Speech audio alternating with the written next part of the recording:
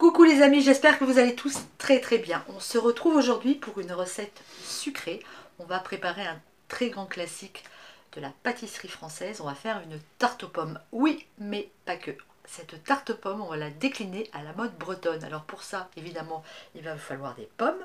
Ici, regardez, ce sont les pommes qu'on avait récoltées cet automne. Elles sont pas très jolies à manger au couteau, elles sont un peu abîmées, mais elles vont être parfaites pour notre recette. Il va vous falloir un excellent cidre. Ici, moi, j'ai du cidre breton. Il va vous falloir aussi, et j'espère que vous l'avez fait quand je vous ai proposé cette recette, de la gelée de pommes au cidre faite maison. Je vous mets la recette à la fin de cette vidéo. Alors, on va commencer par faire une pâte brisée. Moi, j'avais une pâte au congélateur, je l'ai sortie, je l'ai étalée et je l'ai mise dans mon moule. Comme j'en avais pas mal, j'en ai profité pour faire des petites bandes, comme ça. Vous allez voir comment on va les utiliser. Allez, on va commencer par éplucher quelques pommes, parce qu'il va nous falloir faire une compote. Ça y est, j'ai épluché quelques pommes. Je ne vous donne pas de quantité, vous voyez.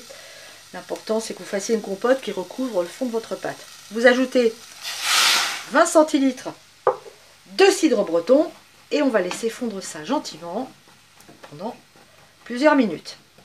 Pendant que la compote cuit, vous allez éplucher d'autres pommes. Alors, vous enlevez évidemment toutes les parties abîmées. Alors, soit vous en faites du vinaigre de cidre, du vinaigre de pomme, soit vous les mettez au composteur. Et ensuite, vous faites des morceaux comme ça, assez grossiers, de pommes, que vous allez venir citronner pour éviter qu'ils ne noircissent. J'ajoute ensuite du sucre de canne, de la cassonade. On va mélanger. Ça, c'est prêt. On va pouvoir maintenant écraser notre compote. Nos pommes sont cuites. Elles se sont bien imbibées de cidre. Alors, j'ai pas sucré, c'est volontaire. Parfait. Notre four préchauffe à 210 degrés. Nous, on vient installer notre compoté sur la pâte de façon égale.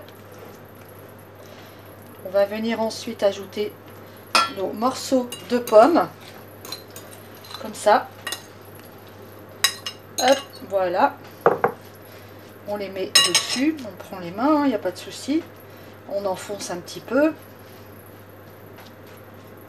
Ça me paraît pas mal, vous voyez, c'est une tarte très rustique. Très facile à faire. Ça me paraît très très bien. On va maintenant ajouter nos petits bandeaux. Comme ça. On va en mettre un ici.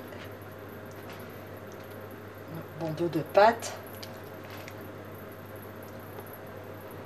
On va en mettre un ici.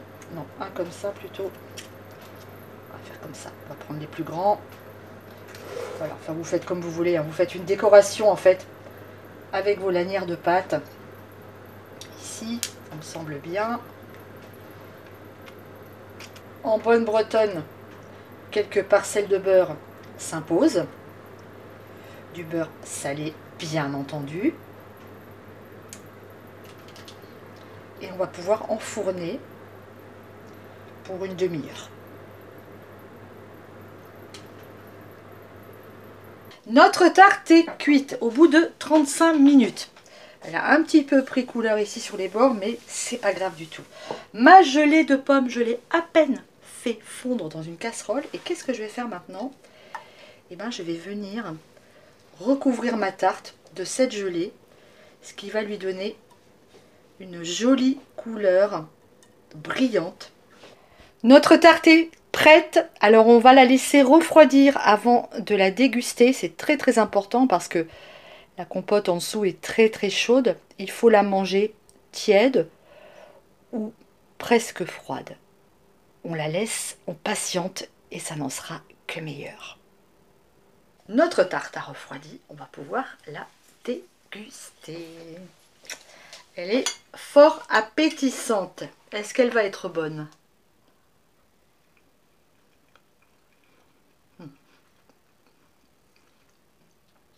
Elle est très bonne. Elle est très bonne. Et je vais vous dire pourquoi. Parce qu'elle n'est pas trop sucrée. Et que le cidre amène de l'acidité. Ce qui fait que c'est acide, fruité, sucré. Il y a plein de petits goûts qui se déposent sur nos papilles. Un pur délice. Je vous embrasse. J'espère que cette recette vous a plu. Si elle vous a plu, n'hésitez pas à la refaire. Et envoyez-moi des photos sur Instagram. Gros bisous et à très bientôt. Ciao.